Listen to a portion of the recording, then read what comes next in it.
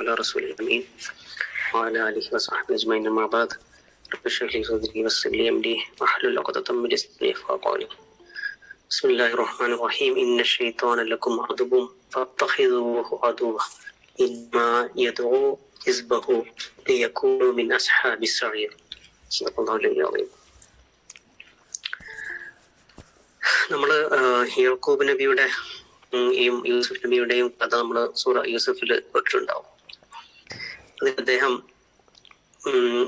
യാക്കൂബ് നബി അലൈഹി ഇസ്ലാം യൂസുഫ് നബിയോട് പറയുന്നുണ്ട്, ചെറുപ്പത്തിൽ തന്നെ സ്വപ്നം കണ്ട സമയത്ത് തന്നെ പറയുന്ന ഒരു ആയത്ത്, 5-ാമത്തെ ആയത്തിൽ തന്നെ കാണും, ഇന്ന ശൈത്താന ലിൽ ഇൻസാനി അദുവ്വുൻ മുബീൻ. ഷെയ്ത്താൻ എന്ന് പറയുന്നത് മനുഷ്യനോട് ശത്രുത പുലർത്തുന്ന, ക്ലിയറായിട്ട് ശത്രുതയുള്ള ആളാണ് എന്ന് പറയുന്നുണ്ട്.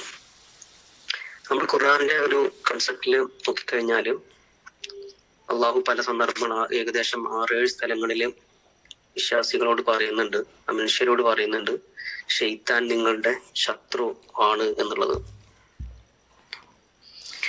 അതേപോലെ വേറൊരു സൂറത്തിൽ യാസീനിൽ കാണുക, അലം അഹദിലേക്കും യാ ബനി ആദമ അല്ലാ തഅബുദു ശൈത്താന ഇന്നഹു ലക്കും അദുവ്വുൻ മുബീൻ. അല്ലാഹുവോട് ചോദിക്കുന്നത്, ഞാൻ നിങ്ങളോട് പറഞ്ഞിട്ടുണ്ടായ ബനി ആദമിന്റെ മക്കളെ, നിങ്ങളോട് ഞാൻ പറഞ്ഞിട്ടുണ്ടായിരുന്നില്ലേ, പിന്നെ ഷെയ്ത്താൻ എന്ന് പറയുന്നത് നിങ്ങളോട് ശത്രുത പുലർത്തുന്ന ആളാണ് എന്നുള്ളത്.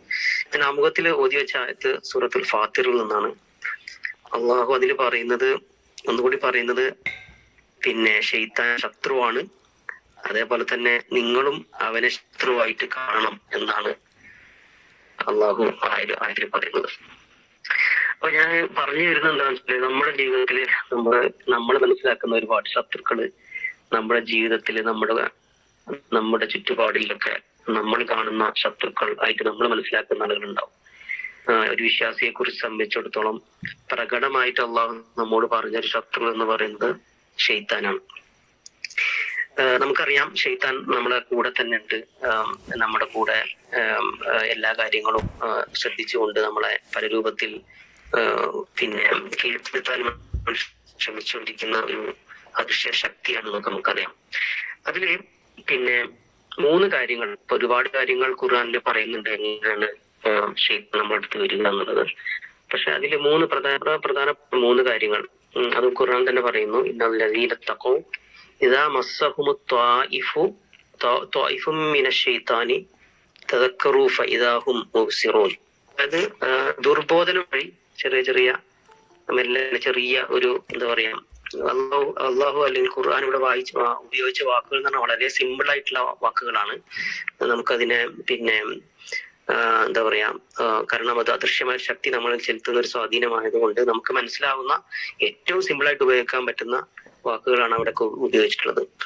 അപ്പൊ അവിടെ അങ്ങനെ ഒരു ദുർബോധനം, ഒരു ഇൻഫ്ലുവൻസ് അല്ലെങ്കിൽ ഇമ്പൾസ് എന്നൊക്കെ ഇംഗ്ലീഷിൽ പറയും, ഒരു ചെറിയൊരു സ്പാർക്ക് എന്നൊക്കെ പറയില്ലേ, അങ്ങനെയാണ് ഷെയ്ത്താൻ തുടങ്ങുക എന്ന് പറയുന്നത്. വേറെ സ്ഥലത്ത് പറയുന്നു, വകുല്ലി ഇബാദി യഖൂലു ലത്തി ഹിയ അഹ്സൻ ഇന്ന ശൈത്താന യൻസഉ ബൈനഹും. അപ്പൊ ഇത് ആളുകൾക്കിടയിലുള്ള പ്രശ്നങ്ങൾ കുത്തിപ്പൊക്കുക, അല്ലെ, നമ്മളിപ്പോ സാധാരണമായിട്ട് ചെയ്യുന്ന ഒരു പ്രശ്നങ്ങൾ ഉണ്ടാക്കുക എന്ന് പറയുമ്പോൾ, പ്രശ്നം കുത്തിപ്പൊക്കുക എന്ന് പറയുമ്പോൾ പിന്നെ നമ്മുടെ ചിന്തയില്, ആളുകൾ തമ്മിലുള്ള ബന്ധങ്ങളില് നമ്മൾ ചിന്തിക്കേണ്ടത് ശരിയായ രീതിയിലല്ലാതെ വേറെ അനാവശ്യമായ രീതിയിൽ ചിന്തിക്കുന്ന രീതിയിലൊക്കെ ആളുകൾക്കിടയിൽ പ്രശ്നം ഉണ്ടാക്കുന്ന ഒരു രീതിയും പിന്നെ ഷെയ്ത്താൻ ഉണ്ട് എന്ന് ഖുർആൻ പറയുന്നു. അതേപോലെ തന്നെ വേറെ സ്ഥലത്ത് വളരെ ക്ലിയർ ആയിട്ട് പറയുന്നു, വഖുർ റബ്ബി അഊദു ബിക മിൻ ഹമസാത്തി ശൈത്താൻ. പിന്നെ റബ്ബിനോട് ശരണം തേടാൻ വേണ്ടി പറയാണ് ഷെയ്ത്താന്റെ ഹമസാത്ത് എന്ന് പറയുന്ന പ്രലോഭനങ്ങളിൽ നിന്ന്. അപ്പം പ്രലോഭനമാകാം, തോന്നലുകളാകാം, അല്ലെങ്കിൽ പ്രശ്നങ്ങൾ ഉണ്ടാക്കുന്നതാകാം, ദുർബോധനങ്ങളാകാം. ഇങ്ങനെയൊക്കെയാണ് ഷെയ്ത്താൻ നമ്മുടെ ജീവിതത്തിൽ പിന്നെ നമ്മളെ ഇൻഫ്ലുവൻസ് ചെയ്യാൻ വേണ്ടിയിട്ട് നോക്കുക എന്ന് നാം മനസ്സിലാക്കുന്നു. ഞാൻ ഫസ്റ്റ് പറഞ്ഞ സംഗതി, അള്ളാഹു നമ്മളോട് പിന്നെ ഇത് നിങ്ങളുടെ ഒരു ശത്രുവാണ് എന്ന് പറയുന്നു. അത് മാത്രമല്ല, ഖുർആൻ നമ്മോട് പറഞ്ഞു തരുന്നുണ്ട് പല രീതിയിൽ എങ്ങനെയാണ് ഈ ഷെയ്ത്താൻ നമ്മളിൽ സ്വാധീനം ഉണ്ടാക്കുക എന്നും പറഞ്ഞു തരുന്നു.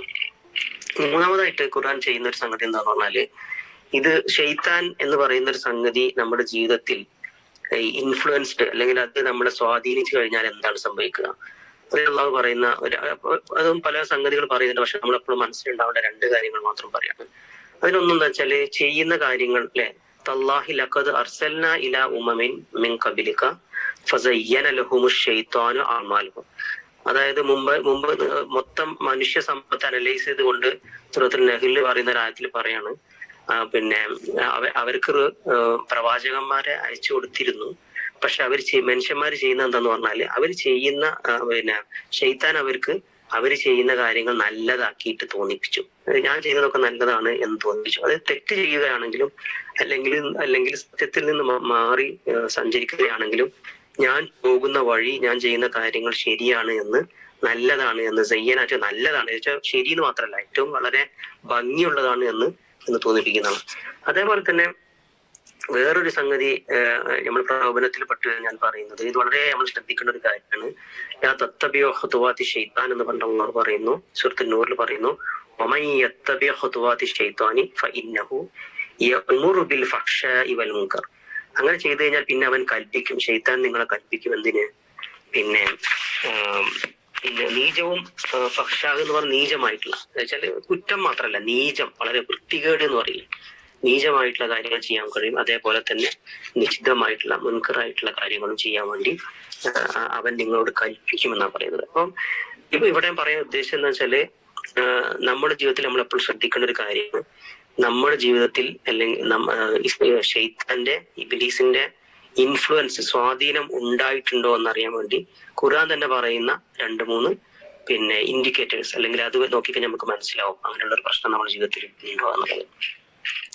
ഇനി നാലാമതായിട്ട് സൂചിപ്പിക്കാനുള്ളത് എന്താന്ന് പറഞ്ഞാല്, ഇങ്ങനെയൊക്കെ ആണെങ്കിലും അവസാനം എന്താണ് സംഭവിക്കുക എന്നുള്ളത്, അല്ലെങ്കിൽ ആഫ്റ്റർ എഫക്ട് എന്തായിരിക്കുമെന്ന് അതും അല്ലാഹു തന്നെ പറഞ്ഞിട്ടുണ്ട്.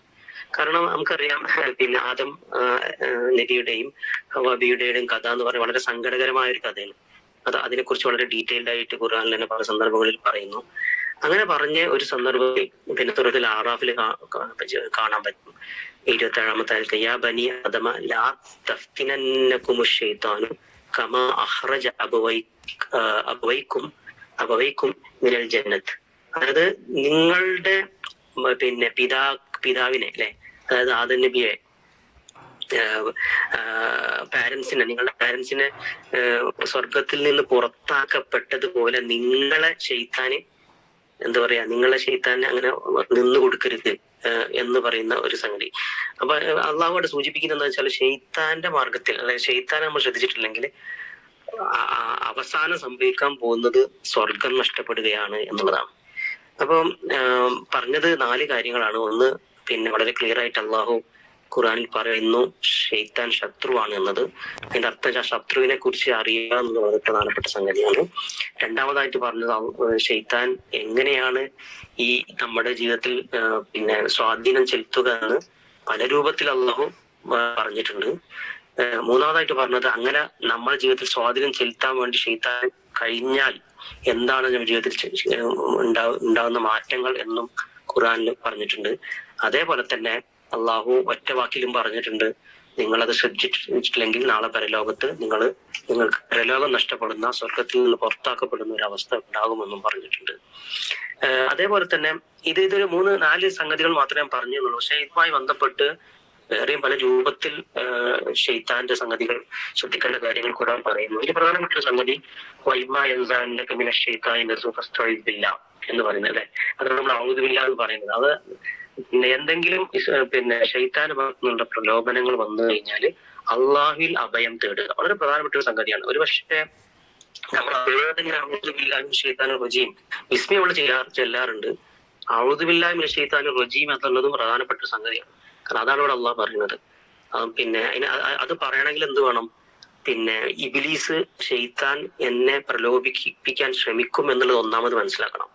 കാരണം അത് മനസ്സിലാക്കി കഴിഞ്ഞാലാണ് നമുക്ക് പിന്നെ രണ്ടാമത് ശരണം തേടാൻ, അള്ളാഹുവിൽ അഭയം തേടാൻ വേണ്ടിയിട്ട് നമുക്ക് പിന്നെ സാധിക്കുകയുള്ളൂ. അപ്പൊ അതിനുള്ളൊരു സൂചനയാണ് ഈ ഒരു ആയത്തിൽ പറയുന്നത്.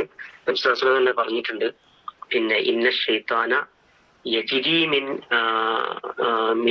ഇബ്നി ആദമ മജറ ദം, അതായത് ചോര മനുഷ്യന്റെ പിന്നെ ബോഡിയിൽ എങ്ങനെ ഒഴുകുന്നോ അതേപോലെയാണ് ഷെയ്ത്താൻ അവരുടെ ബോഡിയിൽ, മനസ്സിൽ ഒക്കെ ഓടി നടക്കുന്നത് എന്നൊക്കെ ബുഖാരി റിപ്പോർട്ട് ചെയ്യുന്ന ഹദീസിൽ നമുക്ക് കാണാൻ വേണ്ടി പറ്റും. അപ്പൊ ഇത് വളരെ പ്രധാനപ്പെട്ട ഒരു സംഗതിയാണ്. നമുക്ക് പല സംഗതികളും നന്നാക്കാനും ശരിയാക്കാനും പിന്നെ ഈമാൻ വർദ്ധിപ്പിക്കാനൊക്കെ ആവശ്യമുള്ള ഒരു ഘടകം എന്ന് പറഞ്ഞു കഴിഞ്ഞാൽ ഈ ഇബിലീസിന്റെ പണിയെ, പ്രലോഭനത്തെ മനസ്സിലാക്കുക, അതിനനുസരിച്ച് നമ്മൾ നിരന്തരം അത് നമ്മുടെ ജീവിതത്തിൽ നമ്മളത് ശ്രദ്ധിച്ചുകൊണ്ടിരിക്കുക, അതിന്റെ ഇമ്പാക്ട് എന്റെ ജീവിതത്തിൽ ഉണ്ടായിട്ടുണ്ടെന്ന് നോക്കുക, അള്ളാഹുവോട് പ്രാർത്ഥിക്കുക, ബോധപൂർവ്വം നമ്മൾ പലപ്പോഴും ഉപയോഗിക്കുക.